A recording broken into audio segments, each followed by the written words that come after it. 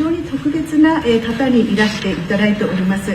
歴史的な選挙の圧勝ということで、私と共通するものがあると思います。私たち素晴らしい絆を持っておりまして、だからこそ私の方からも応援のメッセージを出させていただきました。素晴らしい人であり、私も心から尊敬している方です。日本の歴史上最も素晴らしい選挙で圧勝したということで、人気の高い女性であり、すごい方だと私も思っております。本日に関しては貿易その他の課題について多く話をする予定です。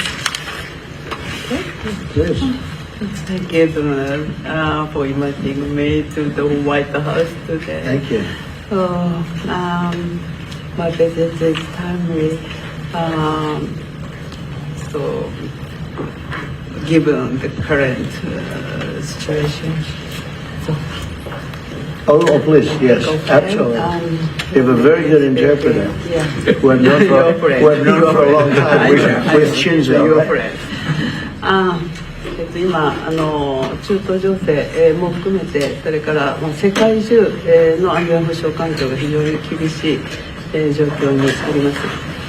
Right now. そして世界経済もかなり厳しい影響を受けつつあります。でも私は世界の繁栄と、そして平和に貢献できる、世界中に平和と繁栄をもたらせるのはドナルだけだと思っています。でそのために私は諸外国に働きかけてしっかりと応援をしたいと思っています。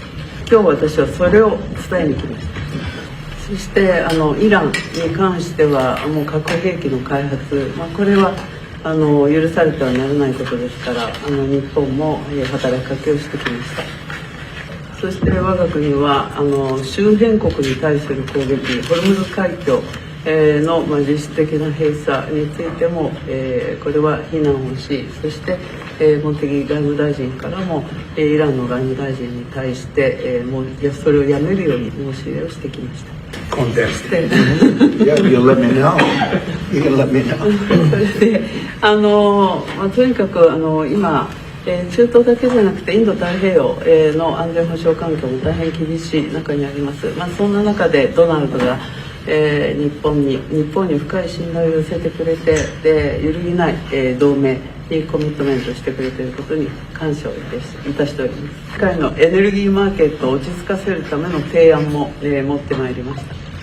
でこの後主に、経済安全保障、重要鉱物ですがエネルギーに関する協力、そしてお互いに強い経済を作るための、成長のための話し合い、経済成長のための話し合いをしたいと思っています。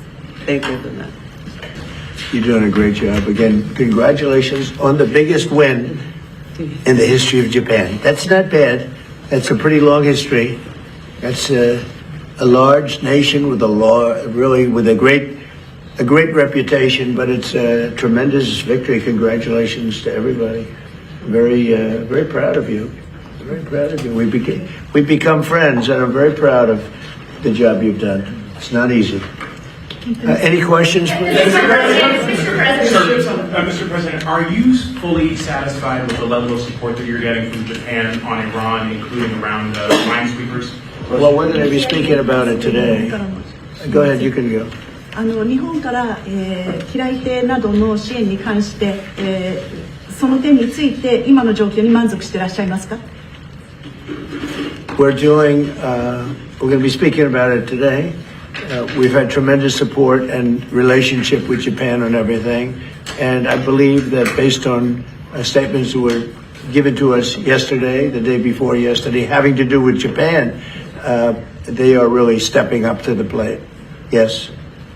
非常に日本のから素晴らしい支援も受けていると思います。おとといのコメントから、日本からはそれに対して非常に力強いメッセージを得ていると私は思っています。Unlike NATO. NATO とは全く違いますね。Please. Mr. President, do you intend to lift sanctions on Iranian oil, and do you intend to potentially put U.S. troops or more troops in the region? No, I'm not putting troops anywhere. If I were, I certainly wouldn't tell you. But I'm not putting troops, and we will do whatever is necessary to keep the price as low. I actually thought when I did this, The Dow just hit 50,000 a couple of weeks ago. They said that couldn't happen for 4 years. It wouldn't happen in my term. It's such an outrageous thing because I said it would happen. I didn't know it was going to happen that fast, but it just hit 50,000, and we did that in 1 year, not 4. S&P had just hit 7,000. They said that was even more impossible than the Dow hitting 50, and we did that in 1 year. So it was all done. Everything was going great. The economy was great. Oil prices were very low. Gasoline was dropping to, I mean, we had $1.99, $1.85. We had great everything. And I saw what was happening in Iran, and I said, I hate to make this. Iran is a serious threat to the world, to the Middle East and to the world. And everybody agrees with me. I think virtually every country agrees with me on that. So I wanted to put out that fire. And I said, you know, if I do that, oil prices will go up, the economy will go down a little bit. I thought it would be worse, much worse, actually. I thought there was a chance it could be much worse. It's not bad, and it's going to be over with pretty soon. We've obliterated the Navy. We've obliterated their just about everything there is to obliterate, including leadership. The Navy's gone, their Air Force is gone, their anti-aircraft equipment is gone. We're flying wherever we want, Pete. We have nobody even shooting at us. The pipes, because to rebuild the pipes would take years for them to do. But we are, I would say, we are substantially ahead of schedule. And I had to do this. I call it an excursion. I had to take this little excursion and do something that no other president had the courage to do. And everybody wanted to do it, but they never had the courage to do. And I don't blame them. I'm not blaming them. It was left to me, and we've done a great job. Our military is incredible. We have an incredible military. We have the strongest military in the world by far. We have the greatest equipment in the world by far. In fact, Japan buys our equipment, buys a lot of it, and we're honored by that. And that's one of the things we'll be talking. They want to buy a lot of the military equipment. So it's just an honor to have the Prime Minister. We've had a tremendous relationship. Okay. Mr. President. I think she's going to have to go first before you. Is that okay? You understand? It's very good, I tell you. I mean, it's so nice that we don't have to sit. No, it's very good. I haven't picked up your language, so the next time you come, I'll have your language mastered. All right, go ahead. If the war is almost over, why is the Pentagon going to ask Congress for an additional $200 billion? Well, we're asking for a lot of reasons beyond even what we're talking about in Iran. This is a very volatile world, and the military equipment.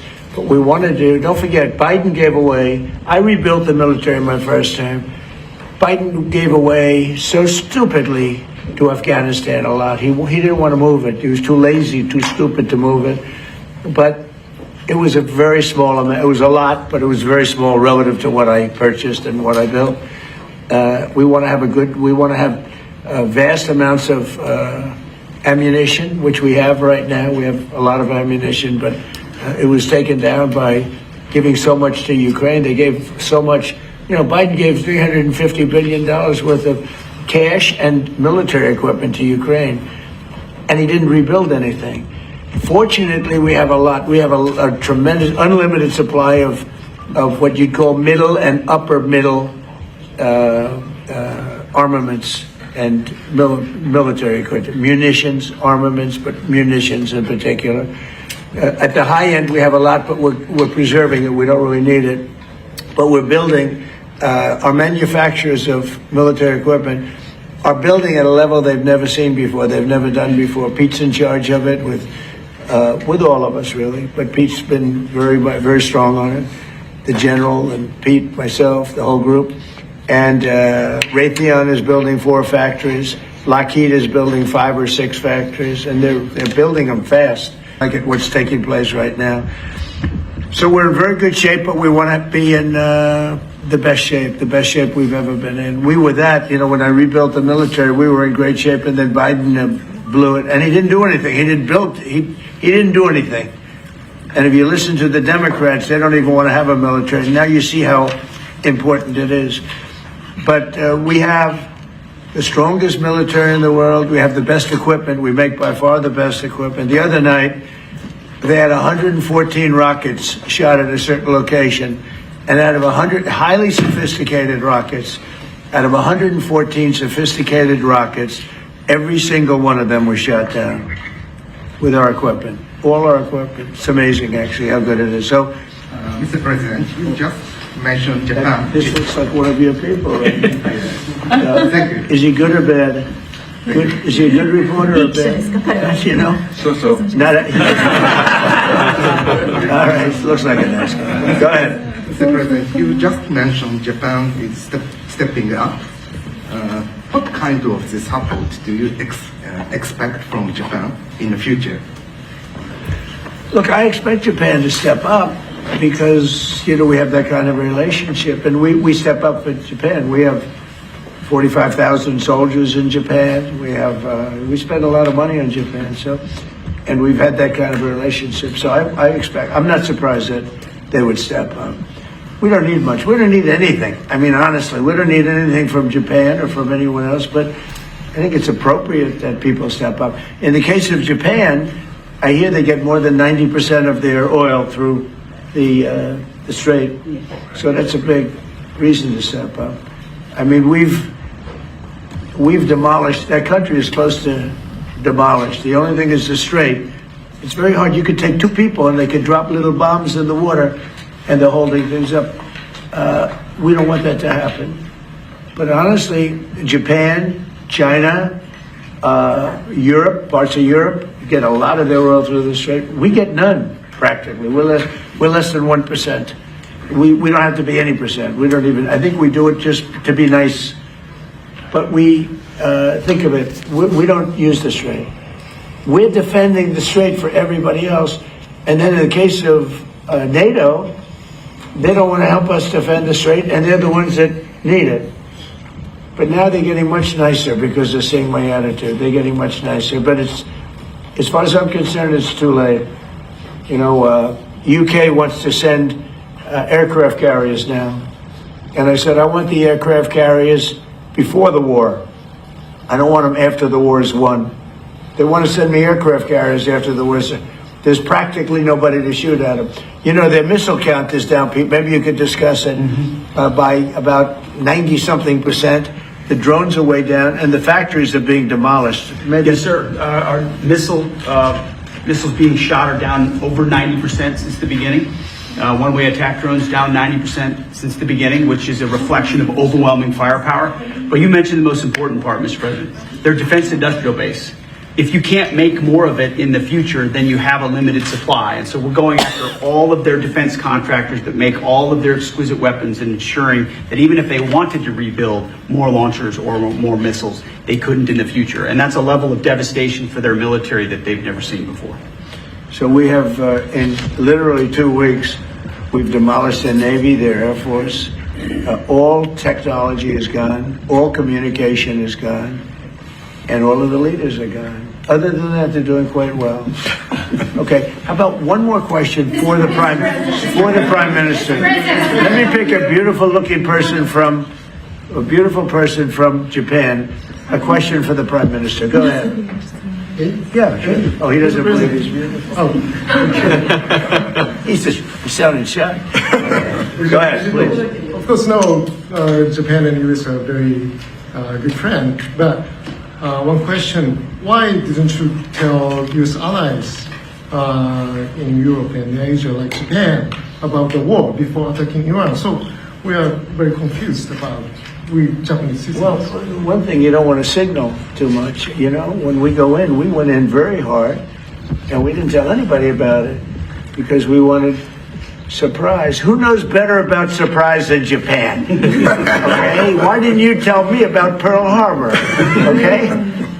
Right? He's asking me, now you believe in surprise, I think much more so than us. And we had to surprise him, and we did. And because of that surprise, we knocked out, the first 2 days, we probably knocked out 50% of what and much more than we anticipated doing.